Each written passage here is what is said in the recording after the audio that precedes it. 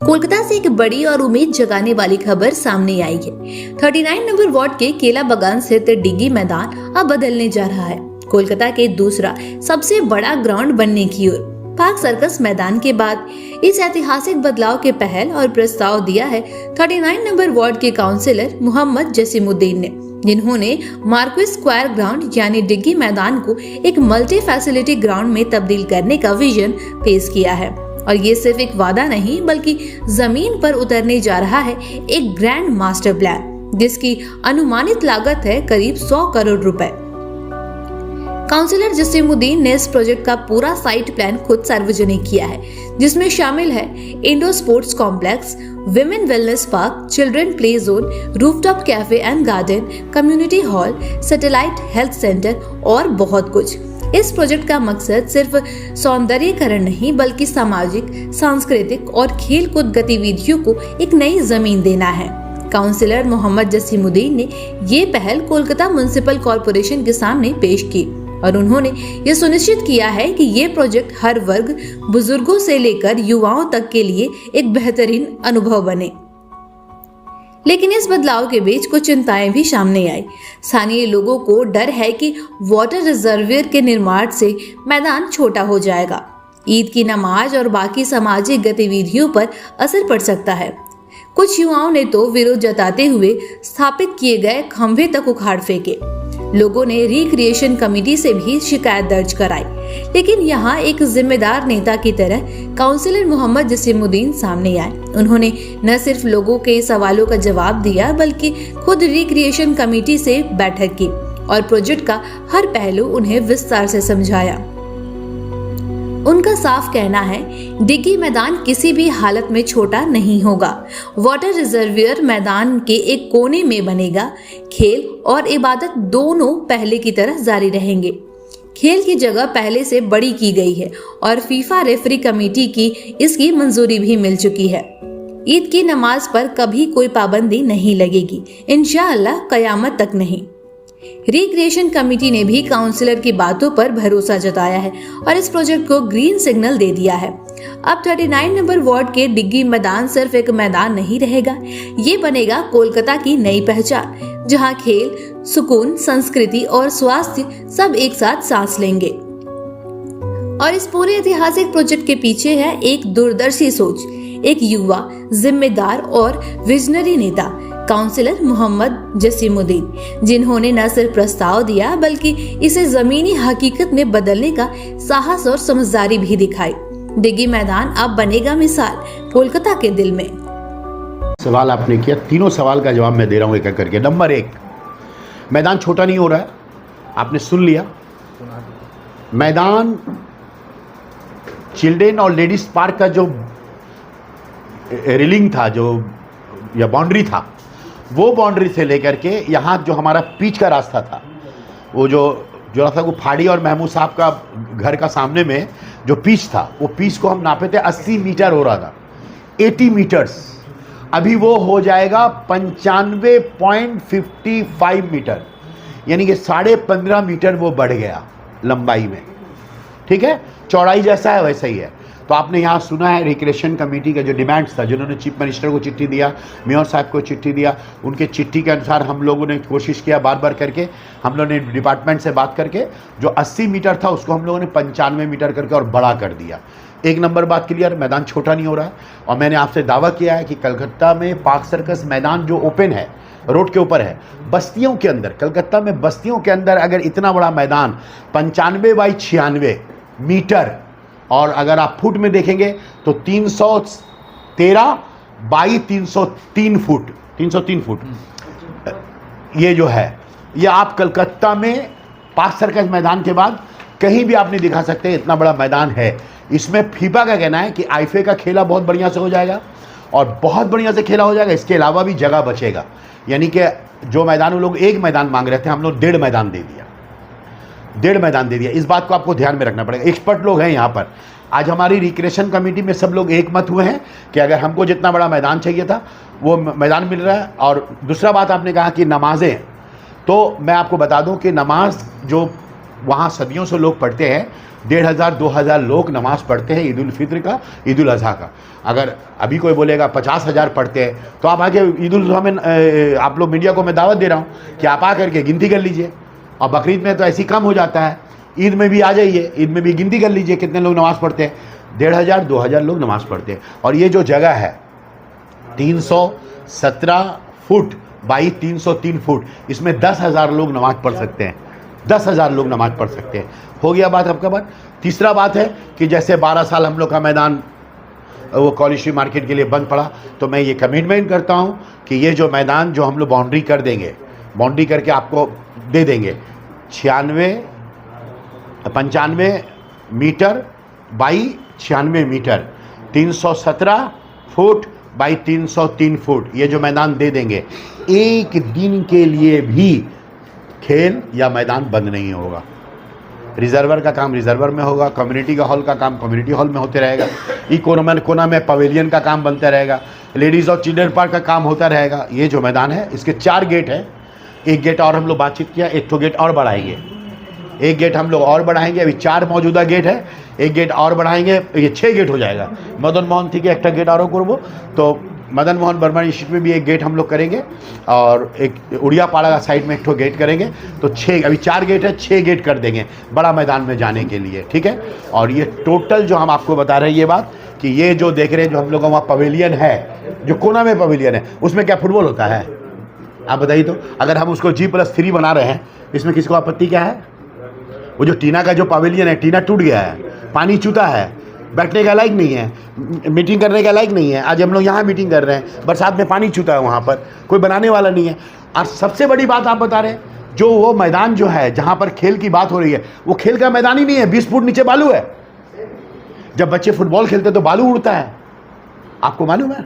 उसमें कम से कम तो अब इन दोनों के सामने बोल रहे हैं 200 गाड़ी माटी लगवे, 200 गाड़ी है, 350 गाड़ी मट्टी फेंकना होगा। कितना? 350 गाड़ी मट्टी फेंकना होगा, ऑस्ट्रेलिया से बीज मंगाना होगा, उसमें घास उगाना होगा, उसके बाद 7 बार 10 बार ड्रेसिंग करना पड़ेगा, रोला चलाना पड़ेगा, तब जाके हमारे बच्चे ये 96 बाई 95 जो कलकत्ता का सबसे बड़ा मैदान होगा बस्ती के अंदर में, उसमें हमारे बच्चे फुटबॉल खेल सकेंगे। जो बच्चे मिसगाइड हो रहे हैं, जैसे कि आपका कहना है, उन लोगों को कैसे समझाएंगे? देखिए, ये लोग जल्दबाजी कर दिए, मैं तो समझाऊंगा, सबसे बात करूंगा, मैं सबसे बात करूंगा, लेकिन मुझे क्या करना चाहिए था? पहले मुझे दस्तावेज तैयार करना चाहिए था। ये जो G+2 हो रहा है, इंडोर स्पोर्ट्स कॉम्प्लेक्स, इसमें 8 करोड़ रुपया खर्च है, ये भी बजट है पूरा। MLA MP हमारे इंडिकेटेड फंड, मेयर साहब से मैंने दरख्वास्त किया, ये होगा। इसमें क्या बोल रही है, G+2 होगा, इसमें हर चीज़ रहेगा। बच्चे कैरम खेलेंगे, बैडमिंटन खेलेंगे, टेनिस होगा, वगैरह वगैरह। जैसे आज बड़ा बड़ा कॉम्प्लेक्स में आप लोग देखते हैं क्लब होता है ना, क्लब, तो आज हमारे बच्चे बताइए किलावान में कितना बड़ा उन्नति होगा। एक अफवाह जो है घूमती है, अच्छा, उठ के जो आ रहा है अब देखिए मैं ये सिर्फ 7 कॉलेज के ही बच्चे खेल सकते हैं, इस बात में कितनी सच्चाई है? मैं आ रहा हूँ आपको, खाली ये मैं आ रहा हूँ। एक सबसे बड़ा चीज़ देखिए, ग्राउंड फ्लोर में क्या होगा, क्या क्या चीज़ होगा देख लीजिए। हमारा recreation committee, conference hall, ladies hall, gents hall, dressing room, सब होगा। अब हम लोग का मशवरा हुआ, लाइब्रेरी करेंगे वहाँ पर, स्पोर्ट्स लाइब्रेरी। आपको सुन के हैरत होगा, माँ किचन होगा, देख लीजिए। 5 रुपये में बच्चे खाएंगे, वहाँ खेलो खाओ भी 5 रुपये में। अगर 10 रुपया देगा तो मछली भात खिला देंगे। वहाँ पर एक तो स्पोर्ट्स का स्टोर होगा, आपको फुटबॉल खेलने के खरीदने के लिए, बैडमिंटन खरीदने के लिए, वो जो क्या बोलते हैं कॉक खरीदने के लिए बाहर जाना नहीं पड़ेगा, वहाँ एक तो स्पोर्ट्स का स्टोर होगा। आप देख लीजिए, लॉबी से लेकर के बिलियर्ड रूम कितना बड़ा होगा, टेबल टेनिस का कितना बड़ा होगा, जिम होगा, लेडी जिम। आप 1000, 1200, 1500, 2000 रुपये में जिम में जाते। आप बताइए कहाँ होगा? जो टेंट है, टीना का टेंट, उसको हम G+2 कर देंगे, ग्राउंड से लेके, फर्स्ट से लेके, सेकंड से लेके, और जो छत्ता रहेगा वो छत्ता में हम लोग रूफ गार्डन बनाएंगे। कौन रूफ गार्डन में कौन जाएगा? हमारा बच्चा जाएगा। कैंटीन रहेगा। आप कॉलेज स्कूल में गोल तालाब में जाते हैं कि नहीं? क्या देखते हैं वहाँ लोग पाव रोटी खाते हैं, स्टू खाते हैं। हमारे घर के बच्चे थोड़ा सा तेले भाजा खाएंगे, एक तो तेले भाजा का स्टोर होगा। एक तो स्टू का स्टोर होगा, एक तो रोल का स्टोर होगा, ऊपर में कैफ़े होगा, मोमो खाएंगे। एक तो कैफ़े बना देंगे तो अच्छा रहेगा, रहेगा कि नहीं रहेगा। ये देखिए जिम होगा, ये सेकंड फ्लोर में, और इसमें टॉप में हम लोग सोचा था स्विमिंग पूल बनाएंगे, लेकिन यहाँ पर मशवरा हुआ, हम लोग स्विमिंग पूल को बातिल कर दिया।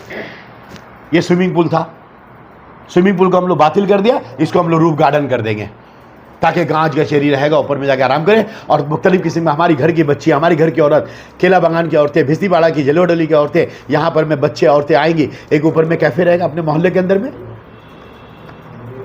बड़ा मैदान, खेलो, कॉलेज का भी खेला होगा। और जैसा कि आपने जो सवाल किया, उस सवाल का जवाब यही है कि हमारे कॉलेज के बच्चे खेलेंगे, सिर्फ नहीं, सेंट्रल कलकत्ता के बच्चे खेलना चाहेंगे तो खेलेंगे। 41 नंबर वार्ड के बच्चे खेलेंगे, 25 नंबर वार्ड के बच्चे खेल सकते हैं, 27 नंबर वार्ड के बच्चे, 38 नंबर वार्ड के बच्चे, 41 नंबर वार्ड के बच्चे, मुख्तलिफ जो वार्ड है, इतराफ़ के जो वार्ड है, सेंट्रल कलकत्ता के बच्चे खेल सकते हैं। कोई भी आ सकता है, कोई भी जा सकता है। यहाँ पर जिम होगा, सेंट्रल कलकत्ता के लोग यहाँ पर मेंबर होंगे।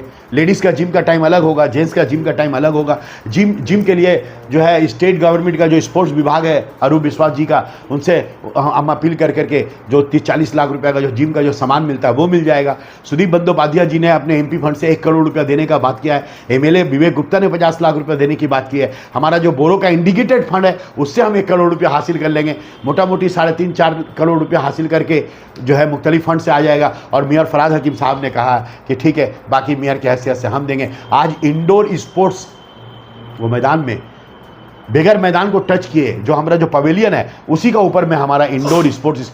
आप बताइए अच्छा होगा कि नहीं? हमारे बच्चे कहाँ जाएंगे? अच्छा, चिल्ड्रेन पार्क आप देख लीजिए मैप में, हम आपको मैप दिखा रहे हैं। ये क्या होगा? रिजर्वर के ऊपर में क्या होगा आप देख लीजिए। मेट्रो के ऊपर में क्या है? गाड़ियाँ चल रही हैं, आप देख लीजिए। राइटर्स बिल्डिंग के सामने में क्या हो रहा है? नीचे अंडरग्राउंड है, ऊपर पार्क है कि नहीं? आज विक्टोरिया जो कि हेरिटेज है, आज विक्टोरिया मैदान के अंदर में अंडरग्राउंड में हो रहा है। कोई मैदान है आज विक्टोरिया मैदान में, मिलिट्री का मैदान है, वहां मेट्रो रेल बन रहा है। आने वाले दिनों में, आज से 20-25 साल बाद देखिएगा, चारों तरफ में अंडरग्राउंड मेट्रो हो गया कि नहीं? आज दिल्ली में क्या है? अंडरग्राउंड मेट्रो है। आज आपका ऊपर में ब्रिज चलेगा, अंडर में मेट्रो चलेगा, और बीच में आपको रहने होगा। ये देख लीजिए, ये जो रिजर्वर का जो जगह है, ये यहाँ जगह है रिजर्वर का, ये मैदान से बाहर है। और ये देख लीजिए आप, ये क्या देख रहे हैं? ये रिजर्वर बनने के बाद सिर्फ रिजर्वर का एक गेट होगा, बाकी ये पूरा जगह चिल्ड्रेन पार्क होगा, वुमेन पार्क होगा। हमारे बच्चे झुलुआ झूलने कहाँ जाते हैं? आप हम सवाल करते हैं, जो बच्चे को बांस तोड़ने के लिए उस्काया जा रहा है, वो बच्चे झुलुआ झूलने कहाँ जाते हैं? दिघी मैदान में झुलुआ झूलने का है। 10 तो 12-15 हम लगा देंगे। जो झुलुआ क्या बोलते हैं उसको, एस्टिमेंट बोलते हैं ना,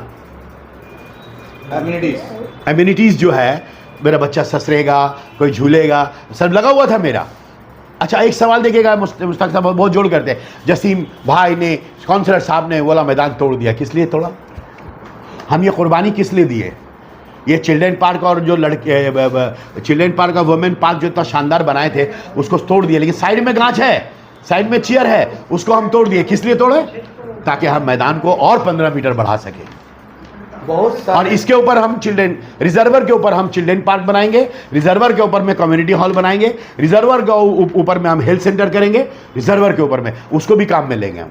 सब बात तो अपनी जगह सही है, पर इस मैदान के जद में कई घर, कई बंगलों और कई दुकान देखी गई है। उन लोगों का क्या होगा? कहाँ जाएंगे उन लोग? State government, Calcutta municipal corporation जब एक प्रोजेक्ट दुनिया के सामने में रखता है तो तमाम इंजीनियरिंग के पहलू को ध्यान में रख के करता है। उसके लिए आप मुतमईन रहिए, टिंका बराबर भी ना किसी को, आज तो क्या 500 साल तक किसी को तकलीफ नहीं होगा। इस तरह से प्रोजेक्ट किया गया है, इस तरह से मैप किया गया है, इस तरह से उस तमाम चीज़ों को इंजीनियरिंग को दिया गया और इसको सैंक्शन लिया जाता है। ये नोट कर लीजिए, मैं ऐसे बात नहीं कर रहा हूँ, एक एक चीज़ सैंक्शन लिया जाता है। ये भी मैं बनाऊंगा, इसका भी अलग किताब है। ये जो नीचे में जो रिजर्वर बनेगा, मैं आपको भी दे दूंगा। जो रिजर्वर है, कितना फुट अंदर होगा, कितना इसमें पानी होगा, इसमें लोहा कितना होगा, सीमेंट कितना होगा, ये तमाम चीज़ है इस मैप के साथ में। उसके लिए आप मुतमईन रहिए। लोगों को नौकरी मिलेगा आपके वार्ड से या फिर सेंट्रल कोलकाता से इस मैदान की वजह से? सबसे बड़ी बात तो ये देखिए, ये मार्केट स्क्वायर मैदान 100, 150, 125 बरस का मैदान है। आज तक एक माली नहीं था, मैंने 2 माली दिया और 2 माली मैंने दिया। और अब देखिए, फिर हम आपको बता रहे हैं, जो बच्चे बालू में खेलते हैं, मैं उनसे दरख्वास्त करता हूँ, आओ सब मिलजुल करके वो जो बालू में खेलते हो और जिसको तुम मैदान कहते हो, वो मैदान नहीं है, रेगिस्तान है। वो मैदान नहीं है, रेगिस्तान है। और हम सब मिलकर मार्केट स्क्वायर मैदान को दोबारा, मैदान को रेगिस्तान से पाक करके मैदान बनाए।